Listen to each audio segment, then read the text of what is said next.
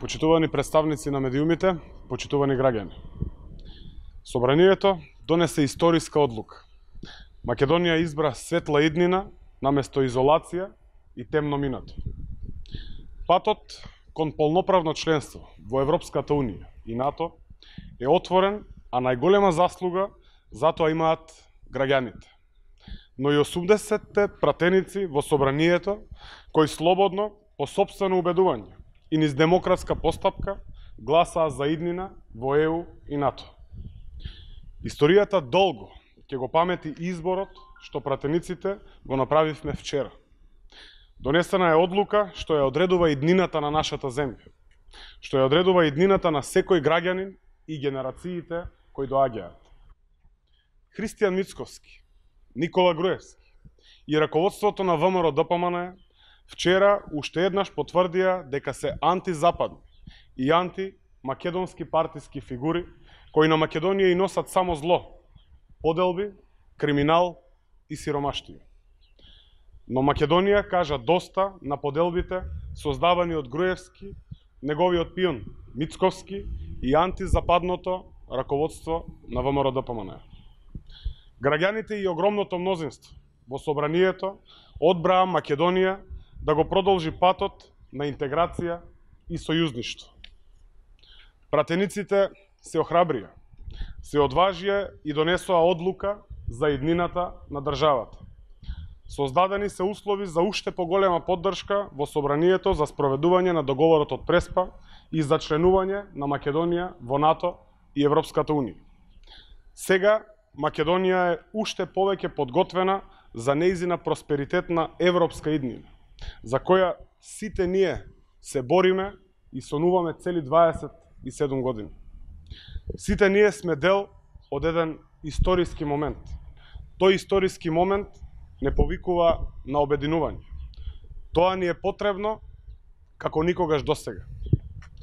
Македонија се помирува. Македонија се обединува.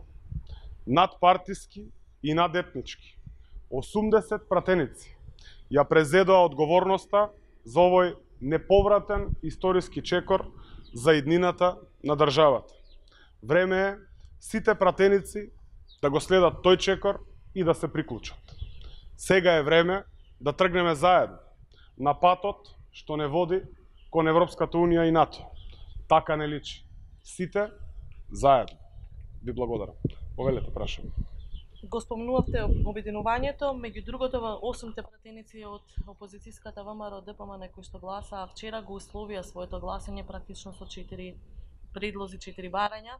Едно од нив е и собраниското тело за помирување. Како и кога мислите тоа да се формира? И што точно ќе значи? Кои се последиците кои што очекувате како заклучок да произлезе? Очекуваме уште од понеделник да пристапиме кон формирање на едно такво тело, кое што ќе води до помирување меѓу пратениците во однос на она што се случи на 27 април.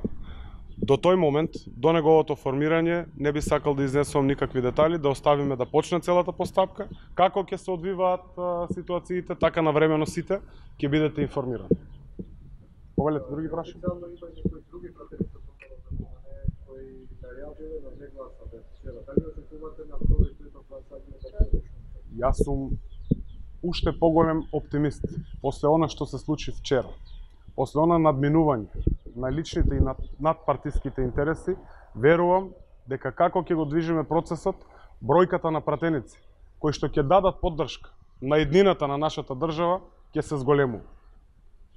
И обратно, бидејќи таму има одредени амандмани практично кои што ги имаат поставено овие 8 пратеници, кои се гаранциите дека Грција би ги прифатила таквите амандмани? Зборувам во однос на идентитетот, во однос на одложената примена на името, бидејќи сепак се работи за договор кој што треба и Грција. Прашањето е осетливо. Ние, како одговорни политичари, како одговорни пратеници, процесот го почна, го отворивме.